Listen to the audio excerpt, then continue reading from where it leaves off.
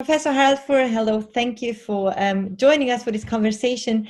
We're expecting in only a few weeks for the autumn school about decentralization and decentralization reforms, around 24 participants from 14 countries. The question is, what can these participants expect from this autumn school? Thank you very much, Ms. Vasavan, and also thanks to all the participants already in advance for your interest to join us in our autumn school. Well, as you know, we have had several autumn and summer schools, and it has been a kind of a recurrent feature of these schools to bring together practitioners on one side and academics, right, to discuss and exchange practical issues and lessons from the field with academics who've done research and carry out research projects and know something about state-of-the-art in decentralization research and local government research. And we will keep this approach again. During the week, we have very different topics. We'll talk about what is actually decentralization, what are the different concepts behind, what is local government, but it's also what is local governance. How can we distinguish these different features? We will be talking about different features and concepts of decentralization and local government, and also discuss what is governance in that context. We'll discuss fiscal decentralization issues. So when it comes about money, it's a very tricky thing. We'll talk about cities and climate change. We'll talk about decentralization in fragile contexts, not easy.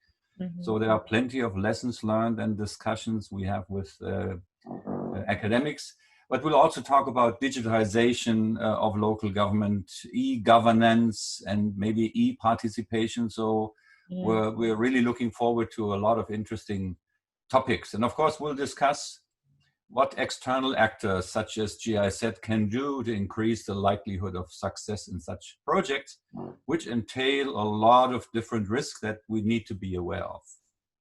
So that, in a nutshell, is our weekly program. Thank you so much. Talking about digital participation, we all know this year's autumn school is going to be quite different than the past 12 that you and your team have delivered. How have you prepared for this quite special event, and how will it be different than other years, other than that that will be online together?